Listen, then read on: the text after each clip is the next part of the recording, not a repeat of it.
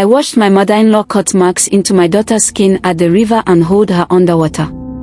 She said it was the only way to save her. Do not watch this story if you are alone. Kindly like, subscribe, share and follow for more. My daughter was the last one. The other 4 were already gone.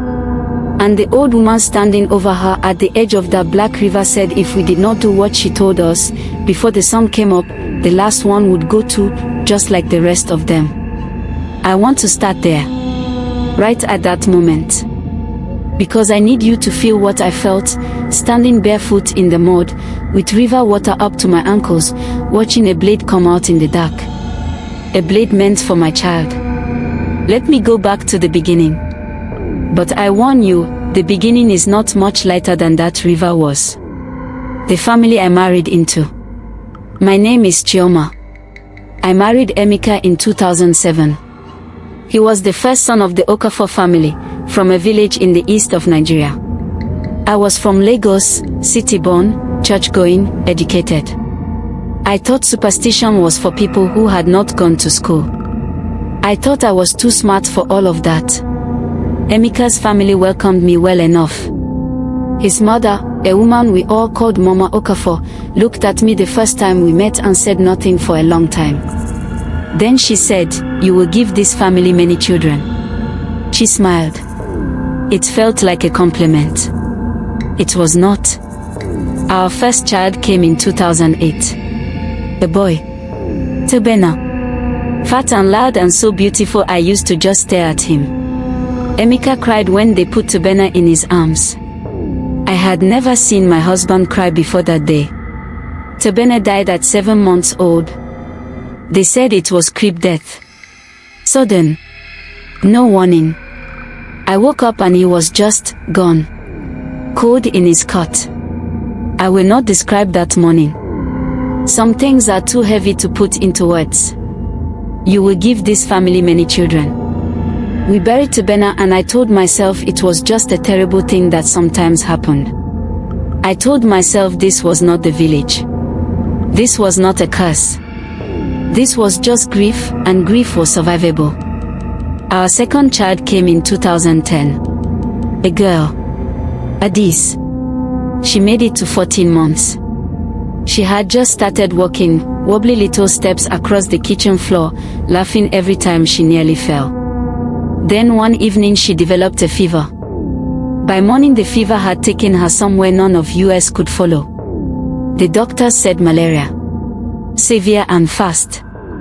These things happen, they said. Children are vulnerable, they said. Emeka stopped going to work for 3 months after Adis. I would find him sitting in the chair where he used to hold her, just sitting. Not crying.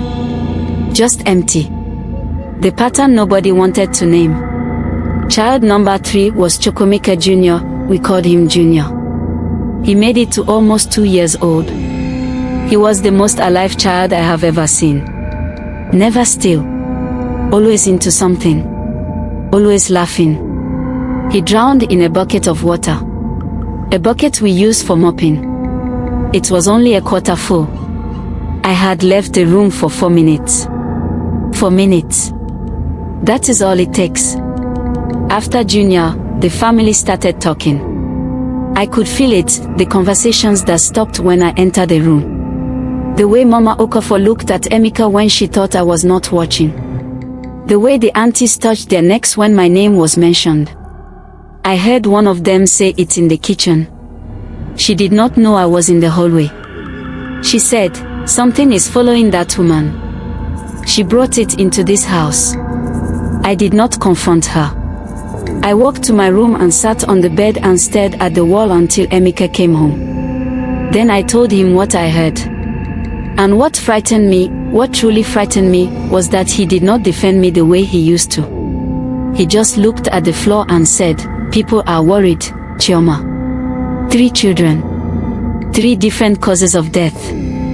No pattern the doctors could find.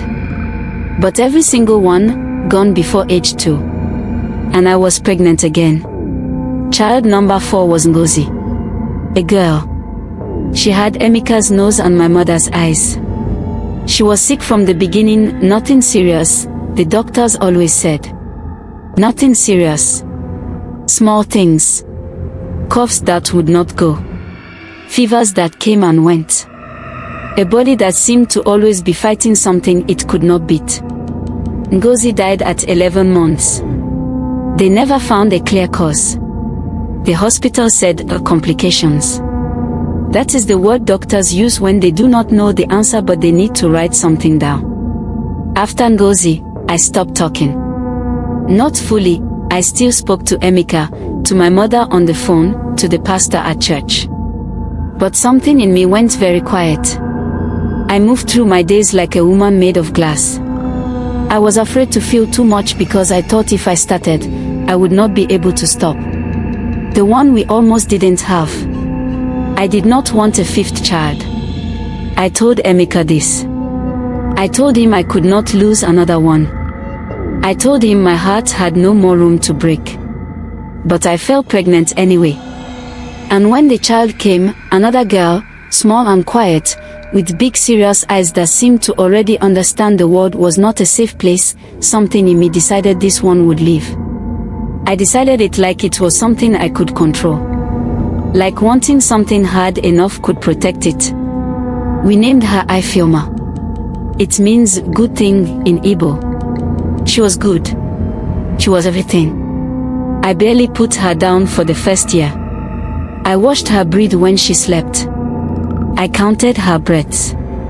I took her to the doctor every 2 weeks even when nothing was wrong. The nurses knew my name. They stopped asking me why I was there so often. Ifeoma made it past 2. Past 3. She started school. She was loud and bossy and she loved to draw pictures of animals and stick them all over the walls. I used to pretend to be annoyed. I was never actually annoyed. She was 5 years old when she started getting sick. I knew exactly how it started. Small things first. A cough. Tired eyes. A fever that came at night and was gone by morning. The doctors found nothing. They kept finding nothing. And I kept watching her small chest rise and fall in the dark and I kept praying to every god I knew the name of. She got worse. Slowly, then faster. She stopped eating. She stopped drawing her animals. She would sit in one spot and stare at things I could not see and sometimes I would hear her speaking quietly to someone who was not there. One night I asked her who she was talking to. She looked at me with those big serious eyes and said, "The children. They keep coming to play but they are too cold. I told them to go home but they won't go." I did not sleep that night. I did not sleep the night after that either. What Mama Okafor knew all along. Emika called his mother. He had not wanted to. He told me she would not help, that her way of helping always came with a cost. But Ifeoma could barely stand up on her own now. The hospital kept saying they were running more tests.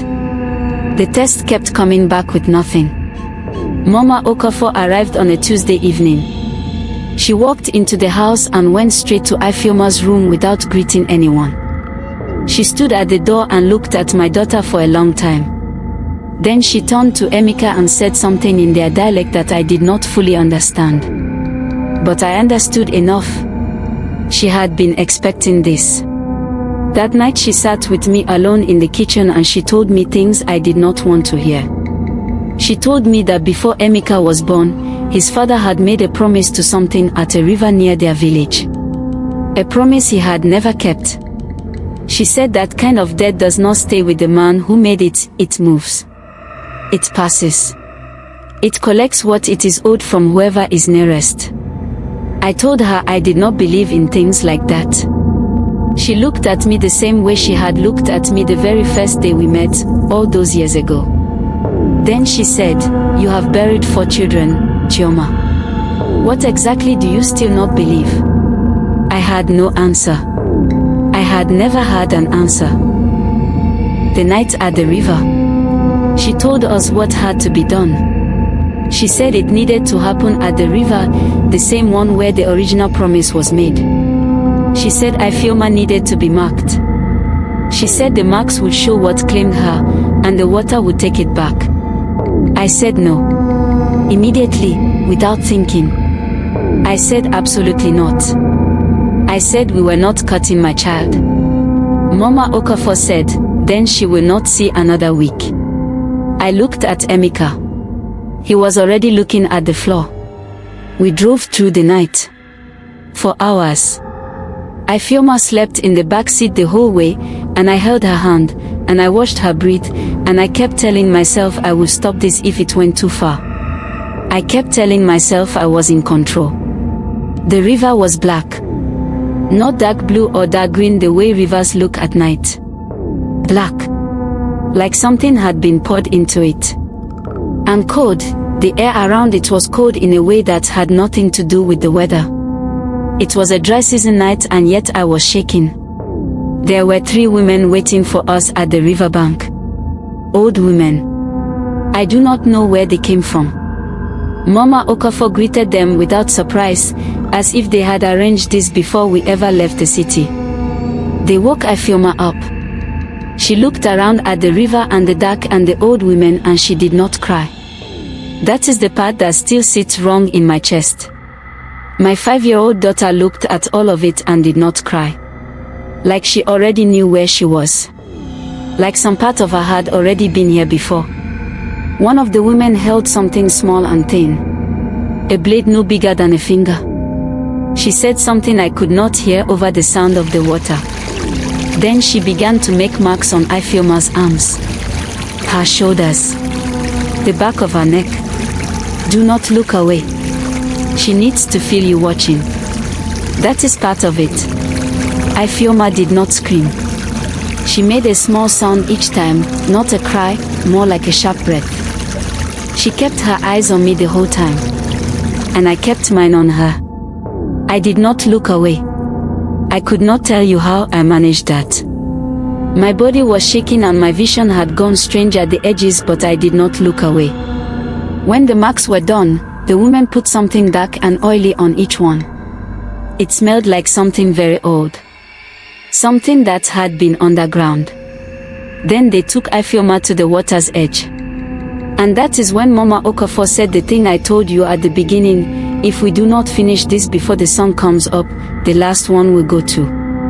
They waded in, one of the women holding Ifeoma, who had still not cried, who was still watching me, and they went in up to their waist. Mama Okafor was praying loudly now, or chanting, or something in between, and the words were running together and I could not follow them and the water was black and my daughter was in it. They put her under. Not for long. A few seconds.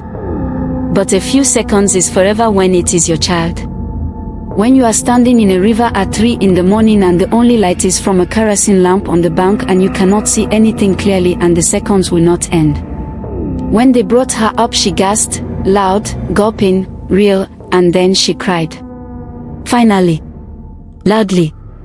And I was in the water before I knew I had moved, mud soaking at my feet, and I grabbed her and held her against my chest, and she was wet and cold, shaking, and she was the best thing I had ever felt in my life. What the river showed them. Mama Okafor came to me at the bank while I was still holding Ifeoma. She told me what the old women had seen in the water. She said Emeka's father promised that his firstborn will serve the water goddess if he had generational wealth, but he failed after Emeka was born, so the water goddess got angry and took revenge now after keeping quiet for so many years. It waited. And when Emeka married and brought children into the world, it took them. One by one. She said the marks showed 4 small handprints on her spirit, for claims. She said what they did at the river had removed them.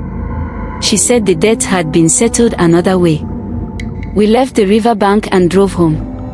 Ifeoma woke up the next morning and asked for jollof rice. She ate 2 full bowls and stood there watching her eat and smiling. She drew a picture of a mermaid on the from inside the water. I was scared because she is only 5, she can't draw such perfectly. Then I called Mama Okafor to tell her about what just happened. Then she opened up and told me that Ifeoma was the chosen one to serve the river goddess. I was shocked. They said when Ifeoma would turn 15 she should come back to the river. Within a week, the doctors who had found nothing for months suddenly found a treatable condition, something to do with her blood. Something they said they should have caught earlier. They gave her medicine. She improved fast. Within a month she was running again. Ifeoma is 14 years old today. She is loud and bossy and draws animals on everything she can reach. She is the most extraordinary person I have ever known. You made it to the end. Thanks for watching. Kindly share, comment, like and subscribe for more interesting stories.